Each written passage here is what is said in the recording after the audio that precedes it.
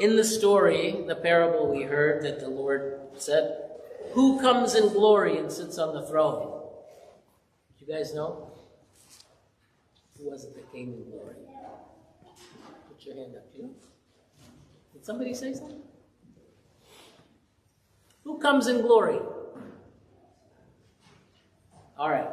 I'm going to tell you who it is since you didn't know, but then you're going to tell me what that means. The Son of Man. When the Son of Man comes, who's the Son of Man? That could be anyone, right? Any man that has a son, right? Who does it mean in the Gospels, though?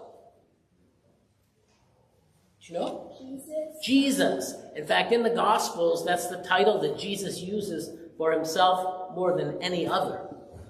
He doesn't say, I'm the King, I'm the Son of God, I'm true God from true God, light from light. He doesn't say those things. He calls himself the Son of Man, which is really important because, like we said, it could be anybody, any man that has a son. It's an ordinary guy, a Ben Adam. And Jesus refers to himself like that. So, good. He sits on the throne. What do you think he's going to do? What does someone do if they sit on a throne? This is where it gets interesting. Got an ordinary guy, and he's sitting on a throne. Do you know, Adrian? Who sits on a throne? Rulers. Rulers, yeah. Specifically, and it tells us in the story what he's going to do. He's going to separate, right? So he judges. The Son of Man comes and he sits down and he judges. Who comes with him? He's not by himself. You guys know? Ariella? Okay. Well, he's going to separate sheep and goats, but who comes with him when he comes in his glory? He's not alone. Do you know? No? Disciples. No? You guys are making some good guesses. Anybody remember? The angels. You know who angels are? They're messengers. When God has a job, he assigns it to angels, and they listen, and they go do the thing. So they're going to help. They're messengers and they're helpers. You got the Son of Man sitting on the throne, and you got the helpers. Who's gathered before him? So who's he going to judge? We already said sheep and goats, but we're not talking about that yet. We're talking about what it said in the story. Who's gathered before him? You guys know? This is kind of an easy one because it's everybody. Everybody in the whole world, all the nations, everybody who ever lived, if you could imagine, is gathered before the Son of Man sitting on his glorious throne, and he came to sit there with the angels. So they're going to be judged by him. Okay, you got it? Son of Man, angels on the throne, and all the nations gathered before him. Now, we said it was the Son of Man, and then it's interesting in the gospel, somebody speaks, but it doesn't say, then the Son of Man said. Do you remember who it said something? The gospel's tricky. It does a little shift on us. The Son of Man came in his glory, and he sat on his glorious throne, and it says that all the nations were gathered before him, and he separated them one from another like a shepherd separates sheep from the goats. And he placed the sheep on his right hand, but the goats on his left. Okay, remember that part? And then somebody speaks, but it's not the Son of Man. You guys know who it is? It's also someone who sits on a throne. Who? God. Keep going. And Jesus. Who do you think of when you think of a throne? Who belongs in a throne? Kings. Kings, right? It says the king said. Wow. See what the gospel did? It had that same Son of Man that Jesus refers to himself, the ordinary guy, but he's coming to judge, and now he opens up his mouth, and it's the king speaking. So I want us to hear how that works, right? The gospel has no problem showing Jesus come, and the Son of Man is that one who was crucified. It's the one they put on the cross. It's the one that was condemned to death, right? He comes in glory. He sits on the throne. He separates. He judges, and then he opens his mouth, and it's the king. So functionally, it's the same person. He's the Son of Man, and he's the king, right? I want us to get that. Now let's talk about what he said, right? He told the sheep on his right hand, come inherit the kingdom prepared for you from before the foundation of the world, blessed of my Father. And he says, do you remember what he said? What's the reason that they get to sit on the right hand? What did they do? You guys know? If you're being judged, what are you being judged on? Did he say all the Orthodox? What he said? Did he say all the ones who can speak 5 languages? What did he say? Adrian, were you listening? Everyone. But what was the reason they were on the right and the others were on the left? What did they do? Now we're getting some. Adrian? If they were being kind or... Kind, okay. Be specific, though, because this is really important. I'm being a little funny when I say, like, all the Orthodox, or like you speak many languages, or anything we might think matters, right? What is it, though? No specific. Tell me one thing. I was. Obey God. Okay. More specifically, though. Okay? More specifically, what does the king say? I was, and you did what? You guys know? Carry on. I was sick and you visited me. That's a good one. Okay. Do you know, Chloe? I was in jail. I was in prison, right? And you came to me, right? You know, Royce? He was naked and they clothed. I was naked and you clothed me. These are really important. There's a whole spectrum of. Go ahead, let's keep going. You got another one? I was hungry and you fed me. Maybe 2 more. Royce? I was thirsty and you What do you do when someone's thirsty? You give them water. Something to drink. I was thirsty and you gave me drink. Okay. 1 more. Well, I think we did. Oh, here's a really important one. All right. You guys know the one we skipped one. You know? Hungry. Okay, we got hungry, we got thirsty, we got sick, we got in prison, we had naked, and you did all the good things. I was a stranger. And you welcomed. And you welcomed me. Very good. That's a really important one.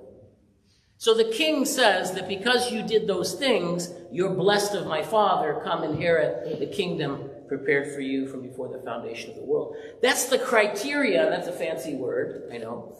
The criteria for the judgment, according to the gospel. Matthew chapter 25, these verses.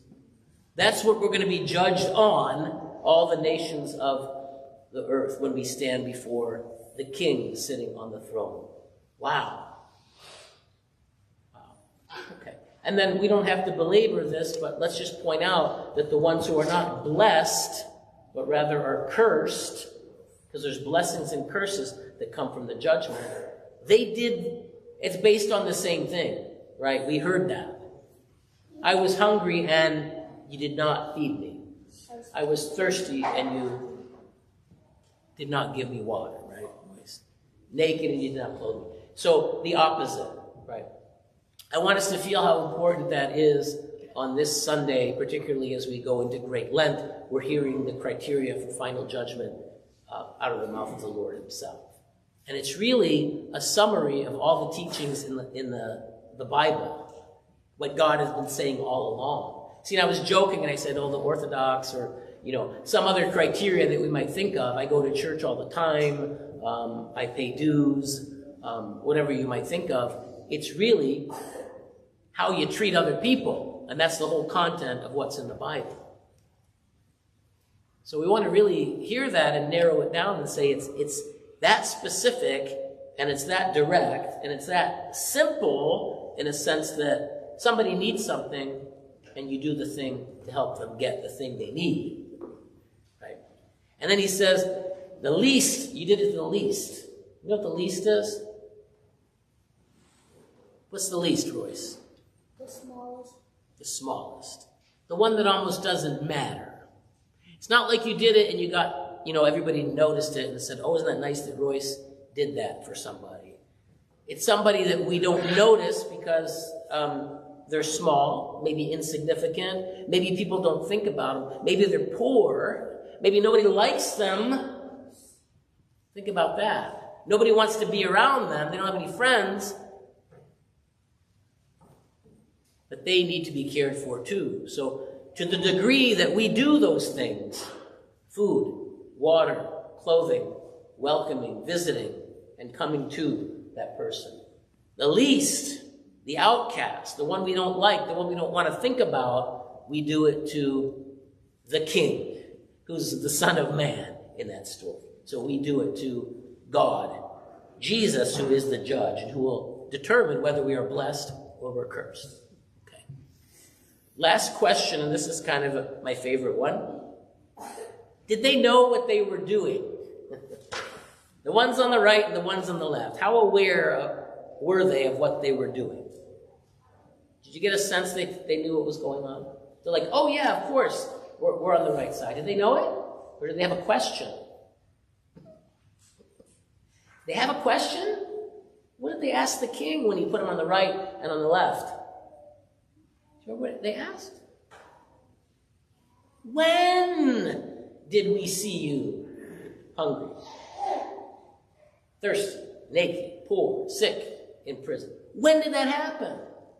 So did they know? Not really. And that's the point I want to bring out today. Sometimes we do things in order to look good or to get credit or to be chosen. Just as human beings, we want to please. We want to do the right thing. We want to get credit for it. We want the reward. But when Jesus teaches this, these people didn't even know what they were doing. They just did it. But why did they do it? You don't just do something. You do it because somebody told you to do it. You heard the commandment of the Lord, the Master, and you just did it, right? So there wasn't a lot of thought in it. It wasn't calculated. They didn't know they were getting on the right side, and they certainly didn't know they were getting on the left side, that they were going to get the curses rather than the blessings. They just did what they do. And I want to read you one thing before we finish today. Last Sunday we talked about Noah. You guys know Noah, right? He built an ark. And God gave him specific instructions on how to build the ark. This is way, way, way back. I'm going to read you. Well, I'm not going to read it. I'm just going to refer to it here. When God talked to Noah and he told him, you're going to do this, there's a whole big paragraph here in chapter 6 of Genesis with all the details about what the ark's going to look like. How big it is, how many cubits, wide, high, the breadth, what kind of material you're going to use, what kind of wood, how many windows, how many levels, what you're going to bring in there. It's very long and it's detailed. And the Lord God's telling Noah to do this. And then it says at the end, thus Noah did according to all the Lord God commanded him, so he did. I want you to hear how that's phrased. He did everything God said, so he did. Right? And then a little bit later, there's more instruction, and it says again, so Noah did all the Lord God commanded him. They could have repeated everything, if they wanted to, but when we hear it like that, it's like, what did Noah do? He almost didn't do anything except what the Lord God commanded him to do. All of his action is subsumed in the commandment of the Lord God. He did nothing but be obedient. And we got to tell you, that's everything. What Noah did, the blessed of my father, as the king says, and brings him to the right side. They heard and they just did it. They didn't know necessarily what they were doing or how they were doing it or how they were going to be judged. They just did it because they were commanded to do it. So I want us to feel that and hear the importance of that. When we do love, when we do, and this is all based on love, by the way. I hope we see that. God commands us. He loves us first, and he commands us to love him above all, right? Love the Lord God with your whole heart, your soul, and your strength. So we hear his voice and we do the things he tells us without even thinking about it, without even repeating the instructions or saying, I did that, check it off the list.